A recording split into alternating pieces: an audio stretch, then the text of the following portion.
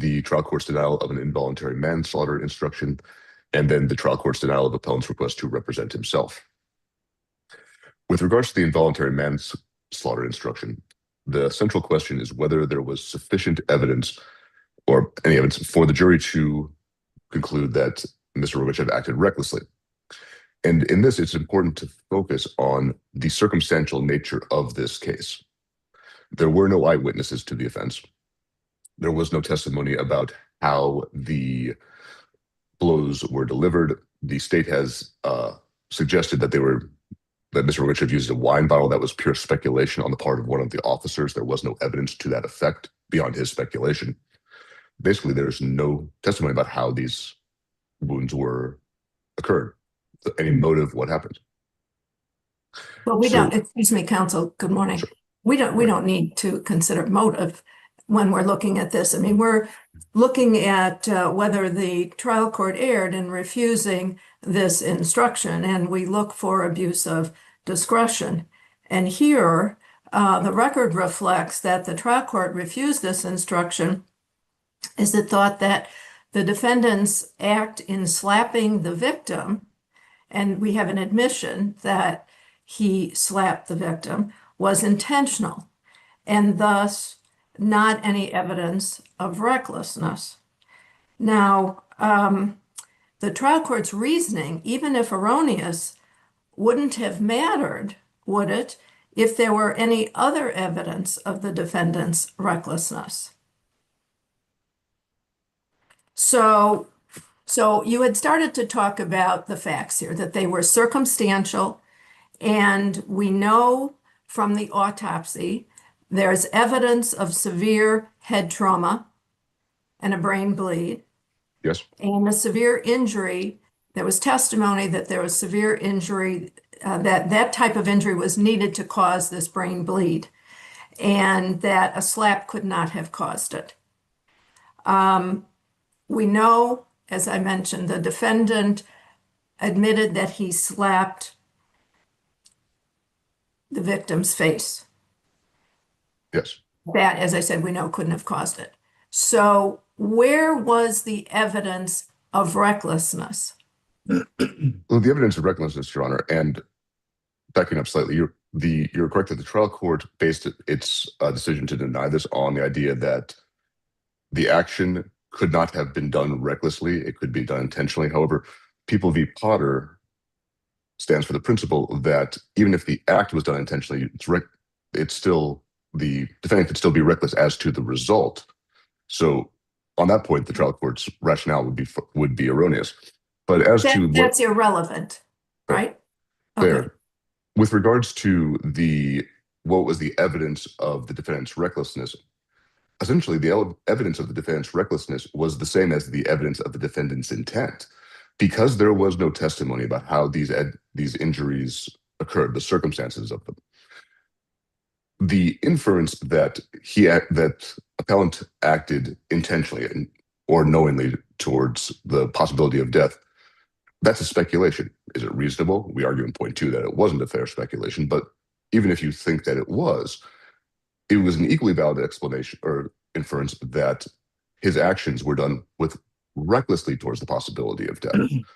The jury could have made that inference and reached that conclusion just as equally, and therefore they should have been. From what? From what evidence? Almost from the absence of it, from the testimony that Dr. Newman's testified that the most she could say effectively was that the victim had been struck at least once on the head by something blunt, by which she meant sharp. She wasn't necessarily saying it was an object, but it just couldn't have been something sharp. What was the circumstances that happened? No one knew. So you could infer that however that blow was delivered, it was reckless as towards the possibility of death. Well, do we get to add in the defendant's statement acknowledging that he slapped her once, and then later acknowledging that, yeah, he might have hit her multiple times, and then finally saying, I killed her.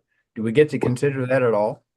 Certainly it is fair to consider those things, but as to taking those kind of in reverse order, with regards to the I killed her, the context of that was the officers talking to him and saying, well, she is dead. It wasn't him necessarily concluding that he absolutely had intentionally killed her. It was him saying, well, I hit her, she's dead, therefore I must have killed her. That was kind of his, I should say, that was his conclusion rather than his confession. As to the slapping, he said he might have done it. But again, the circumstances of that are completely unknown because they don't know. It's not, he may have hit her several times. Well, where did he hit her? Why did he hit her?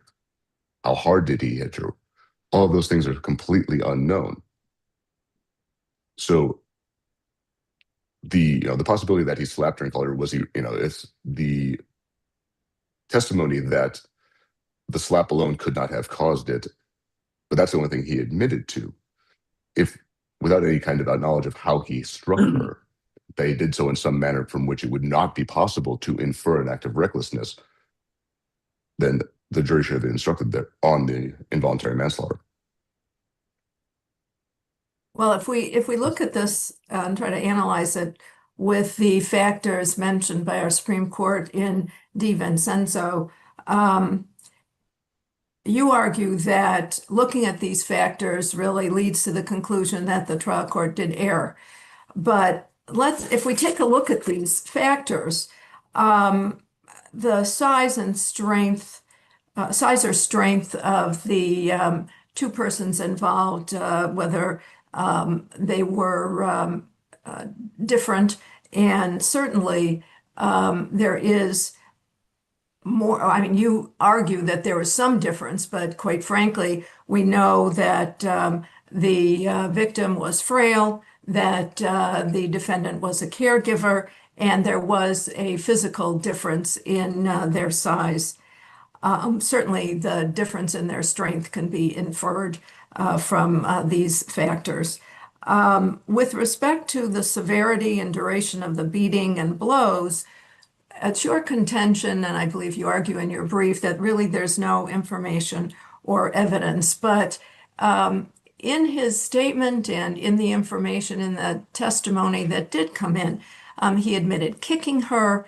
He admitted actually his version was she wanted medication, she fainted, went to the floor. He might have hit her too hard when he tried to put her in a chair. There is enough evidence there of physical interaction together with the autopsy testimony as to the severity of the injuries that certainly would have given sufficient evidence here rather than no evidence. We know that there was, you argue, no use of a weapon. We don't know if there was a bottle used or not. And then multiple wounds. We certainly know that there was more than one wound, more than the slap, again, because of the testimony of the pathologist. With regard to the victim's defenselessness, I believe you argue that the only evidence there was the victim's age. But given the fact that the defendant was a caregiver, given the fact that he was aware of, and we know from the record, of her health issues, which were numerous, why wasn't this enough to constitute her defenselessness and, quite frankly, a constellation of these factors? Well, what I would say to that is certainly I wouldn't be arguing with regards to this point that those conclusions aren't reasonable inferences. Absolutely, they were. The problem here is that, again, Dr. Yuma's testimony was that that the victim had been struck at least once on the head, but no further than that. There were several bruises noted, but they were older. Some were healing, some were not. I believe the testimony regarding the kicking was that it was semi-accidental. But all of these things, could one potentially infer from them that there was a longer beating? It's possible, certainly. But there was no definitive evidence as to that to establish that, yes, it absolutely was an extended beating. So, with regards to the severity of the beating, the testimony was that while she had a fairly substantial brain bleed, there was no fracture to the bone, which is somewhat incongruous, but it makes it difficult, certainly, to infer with any certainty the severity of the beating. The defenselessness, believe there was testimony that her health was somewhat improving. She may have been defenseless. Like, again, I wouldn't necessarily argue that that's not a reasonable inference, but we just don't know what happened. Let's break it down to a simpler set of facts. Your entire involuntary manslaughter is based on the claim that it was a slap, right? That the only thing that was admitted to, what the only admission my client made was that he hit her, and that would not normally carry a anticipation of death. Yes. That it was a slap. Yes. Okay. Both doctors, did they not testify that her injuries were caused by at least 2 severe blunt force blows to the head, possibly inflicted by a foreign object? And didn't at least one of them say it could not have been caused by a slap? Yes, although my understanding of the test. Well, hang on. So, first of all, is any of that incorrect? No, you're wrong. Okay. Once your guy says, yeah, I slapped her, the doctors testify to the extensive damage and testify to their medical conclusion that it could not have been by a slap. What evidence is there to give you involuntary manslaughter? So they testified that all of her injuries could not have been caused by a slap. They did not strictly testify that it couldn't have been caused by following the slap or anything like that. But you're basing it all on the slap. I mean, you've hung your hat on a slap, and it could have been reckless, and it could have been involuntary.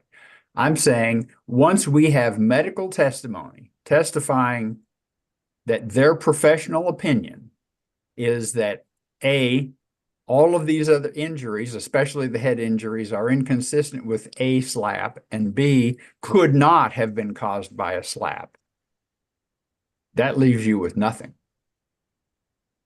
Well, but then I would fall back on the argument that even if that's the case, if I would agree that that means the jury has no evidence from which they could conclude that he acted recklessly, then the question becomes, is the evidence such that the jury could not infer Mr. Rogatchev acted recklessly? So if you take, you got to have some. I mean, the requirement is you have to have some evidence. Right. Exactly. And in that case, the evidence that from Dr. Euban that the victim was struck, experienced 1 or more blows to the head without any testimony about how strong those blows were, the circumstances of them, how they were delivered, it would be reasonable. The jury could infer that the blows were delivered recklessly as to the possibility of death. Now, again, the blows were delivered intentionally. That's not the basis of the argument. But according to your guy, it's a slap. It's not a multiple blows. See, we start from a premise that the involuntary manslaughter is based on a slap, which you say, okay, that's enough evidence upon which to conclude that there's a possibility of involuntary manslaughter. I'm suggesting, well, once the physical evidence refutes that, and the doctor testifies to his professional opinion that it could not have occurred as a result of a slap, then there is no evidence upon which you can base a conclusion that it might be involuntary manslaughter. If that's the case, then any fact, regardless of how ridiculous it may be, as long as I can get that fact in the record in front of a jury, should be enough for an involuntary manslaughter, and that's not what the law is. Well, my response would be, Your Honor, that certainly the medical experts testified to that. The jury would have been within their rights to discount that if they wanted to, and to suggest that the jury had to conclude that the doctor's testimony would be accepted, and therefore no. Now you're going to proof beyond a reasonable doubt as to the offense. Your issue here is involuntary manslaughter. Was there enough to put in an involuntary manslaughter instruction? And I'm suggesting once the medical evidence and the testimony of the doctors refutes a slap, you're done. And obviously I can't, I would never suggest that say that is wrong, but my retort would be, Heck, buddy, you wouldn't be the first guy that said I was wrong. It's okay. Don't worry about it. As long as I do it respectfully. How about that? as respectfully as possible. That's Um, fine. and again, I would simply respond that as to this, the question is, was there some evidence? Was there contrary evidence? Absolutely, 100%. That those doctors provide contrary evidence to that. But I don't think it would be appropriate for the trial court to conclude, under the circumstances, the jury has to believe the medical evidence, and therefore there is no viable evidence to support the involuntary manslaughter instruction. The standard is some evidence from which the jury could reasonably infer that evidence existed. Whether or not that evidence was ultimately compelling, that would have moved the jury, that's a different analysis. But here the question is, was there some evidence? And there was. The existence of contrary evidence, notwithstanding. It took up too much of your time. I'm Well, sorry. right, and we've got a couple other issues. One is substitution of judge for cause. I have a question with respect to that issue. You do argue extensively that the trial court erred in denying defendant's motion for substitution for cause, but I don't see in the record any place where either the trial court or the chief judge outright denied defendant's motion. Certainly the chief judge indicated that she felt that certainly a written motion with an affidavit would be required. And certainly here the defendant had several years to produce that and didn't. So where was there any outright denial here or any ruling? I mean, the motion in essence was abandoned, was it not? Well, I would argue, Your Honor, that it was not abandoned, but that it was in effect denied when the presiding judge, I believe her statement was, nothing further will be entertained as it relates to substitution of judge until you properly file a pleading, which you have not done. So I think the reasonable conclusion when she says, I'm not going to consider it any further, is that she's denying it until something more occurs. But what's relevant to that is, under the circumstances, the trial court had transferred it to the presiding judge, knowing that the written motion had not been filed yet and the affidavit had not been filed yet. Under those circumstances, the presiding judge should have reviewed the motion on the merits as opposed to saying that nothing further would be considered. Well, you argue that in your brief at page 27, but there is no authority provided. I mean, you indicate that the trial court waived the written motion and passed the matter to the presiding judge. The presiding judge was thereafter required to conduct an evidentiary hearing to find out the basis of the claim, etc. The failure to do so was plain, evident, obvious error. But what case are you relying on? I mean, we have a statute that the chief judge of that circuit was relying on.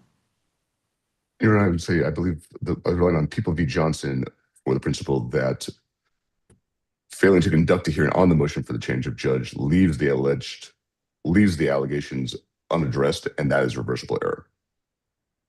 Well, but the statute requires certain pleadings to be motions to be filed. So I'm not really following the argument where this judge had the obligation to hold a hearing without any written motion, or certainly without the affidavit. Well, and that was the argument, I believe, raised in People v. Harston, which obviously is a slightly older case. In that case, there had been an oral motion for change of judge without supporting affidavit. The argument was that the failure to support with an affidavit warranted denial of it, but the Court of Appeals found that there should have been the opportunity to correct that's what should have been given.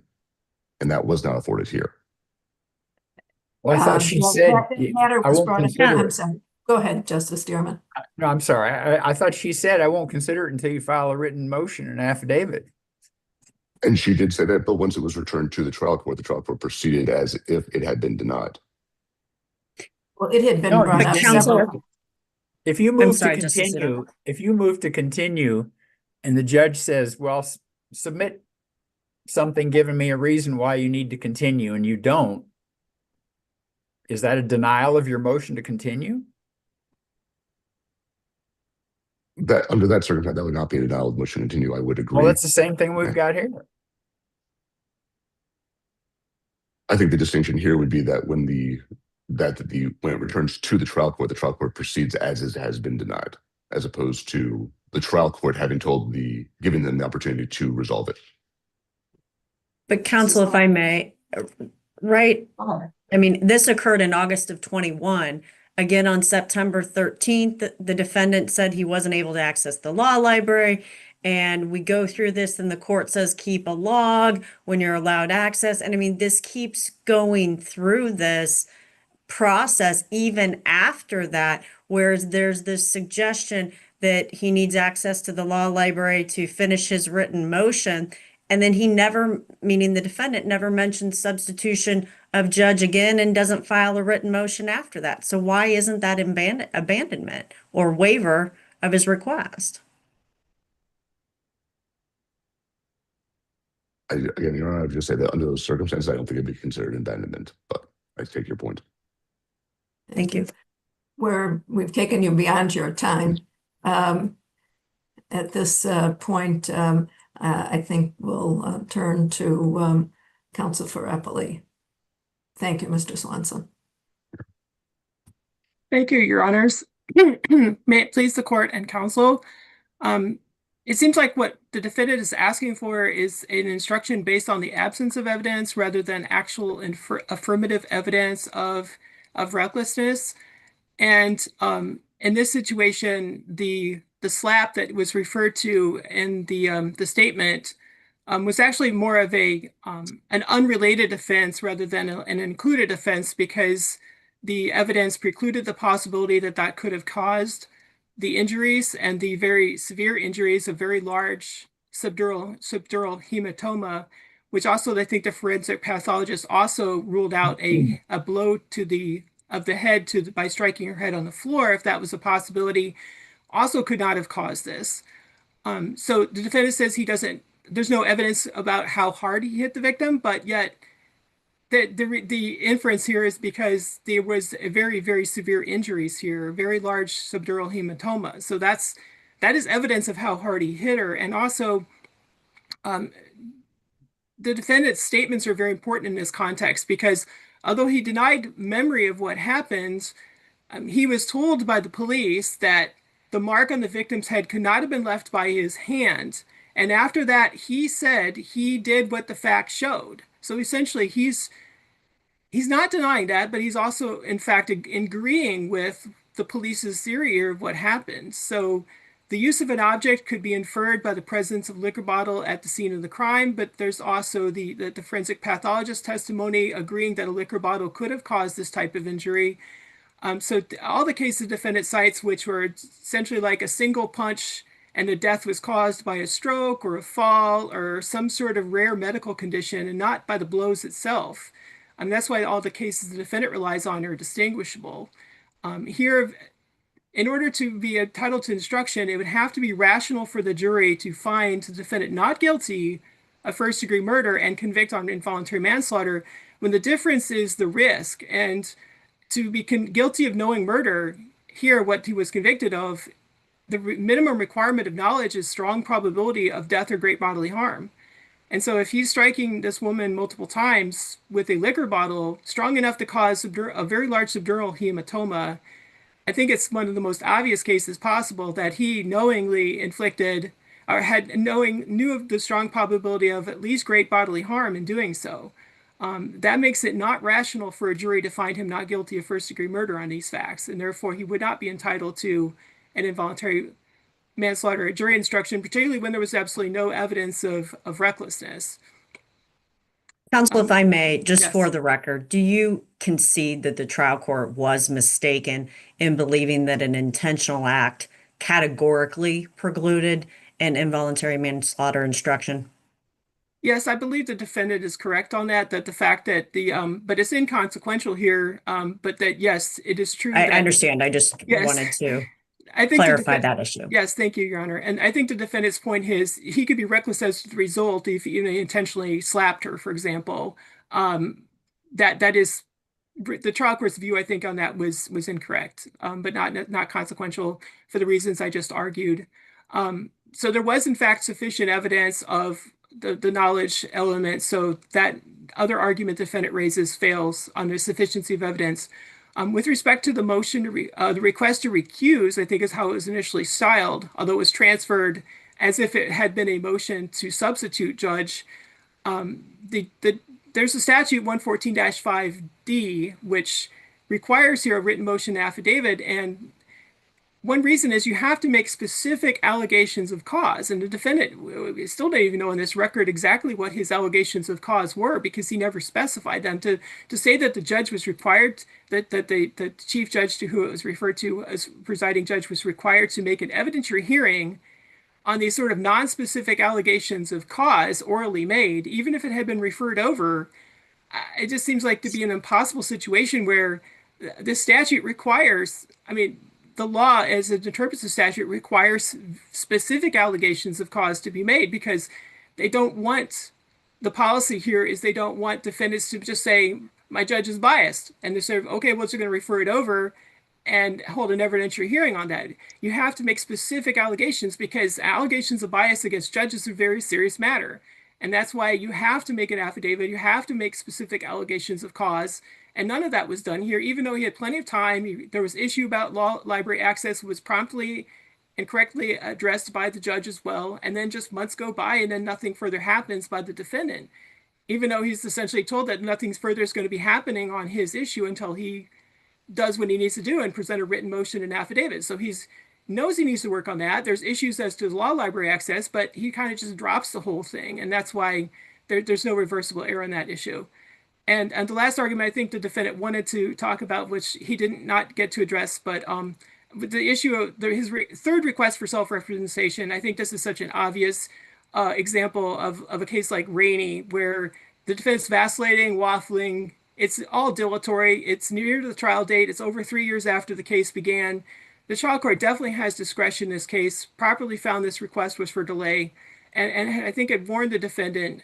So when the last time he asked for counsel that, you're not just going to be able to keep changing your mind all the time. So I think definitely the trial court has discretion at this point to deny the request for self-representation. So for all those issues, the state would request this court to affirm his conviction. And thank you, Your Honors. Thank you. Mr. Swanson, your rebuttal? Yes, very briefly, Your Honor. As counsel for the state said, the question is whether it was rational for the jury to conclude, or would have been rational for the jury to conclude that Mr. Rogatchev acted recklessly. Dr. Kemp testified that the type of injury here could have been caused by a fall, the type of brain bleed. Dr. Kemp also testified that the victim was on medication that would have made her more susceptible to brain bleeds. So, there was tested, as one of you judges you pointed out, certainly Dr. Humas testified that the slap couldn't have caused all of these injuries, but the jury could rationally have concluded that there was a slap, there was a fall, those things caused some of these injuries or more. Maybe there was one blow to the head. All those things, those are all rational under this evidence. And on that basis, the involuntary manslaughter instruction should have been given. And I'll just say briefly with regards to the request for self-representation, the trial court found it was for the purpose of delay. But I think what's important to recognize here is that in August of 2023 and in May of 2024, when Mr. Rogatchev made the request to represent himself that were denied, he did not make a request for a continuance. He was never asked if he was requesting for a continuance. There is no indication in the record that there would have been any delay that would have resulted from honoring his request to represent himself. And in fact, in August 2023, when Mr. Rogatchev asked to represent himself at that point, and the trial court denies it on the basis of the possibility of delay, the trial court then turns around and grants a continuance to defense counsel. So whatever delay the trial court might have been concerned about occurs anyway, despite Mr. Rogatchev never asking for it. So to suggest this was delay, this was for the purpose of delay, is just belied by the record. And on that basis, we'd argue that it was an abuse of discretion. Well, except that, this trial court had previously granted him the right to represent himself twice. He had done that and also acceded to his request for different public defenders. And the trial court himself indicated that usually isn't done, that he didn't usually do it, but he did it twice in this case. So certainly it seems like, quite frankly, trial court certainly has to be cognizant of its own docket and making sure that cases are heard expeditiously. And certainly it had a history to evaluate in deciding whether or not to grant this last request on the eve of trial, even though it was continued after that. Well, I should clarify, Your Honor, that was the one in August 2023. The other request that was made in May of 2024, I don't believe there were any continuances after that was granted. Correct. Mhm. But I would also can point out that there was no request for continuance by Mr. Rogatchev, so to conclude that there would have been a delay is speculation. And what do you think your argument would have been if the court would have said, okay, let's go? What do you think You the mean what? argument would have been now? Oh, if the court said, yes, you can represent yourself. And we're going to trial right now. Well, it would depend if he requested I got a hunch it would be the court abused its discretion in requiring the defendant to go to trial immediately after just allowing him to represent himself. Seems like there's no good answer to that question. I would agree with that, Your Honor. I don't think I have a great answer for that one. It's certainly possible that argument would be raised, yes. Yeah. Counsel, if I may just circle back to one question. Do you agree with counsel for the appellee that there is nothing specific in the record as to the allegations of cause, that he didn't make any specific statements orally in the record? I do agree As with to that why- belief. Okay, Yes, Your Honor. thank you. And if there are no further questions, I would just reiterate our request that his convictions be reversed and then the matter remanded for appropriate further proceedings. Thank you very much. Thank you, Your Honor. At this time, I don't see any further questions, so the court thanks both of you for your arguments, your excellent arguments this morning. We'll take the matter under advisement, and at this time, court is adjourned for the day. Thank you very much. Thank you, Your Honor. Council's out of the meeting and the live stream is ended.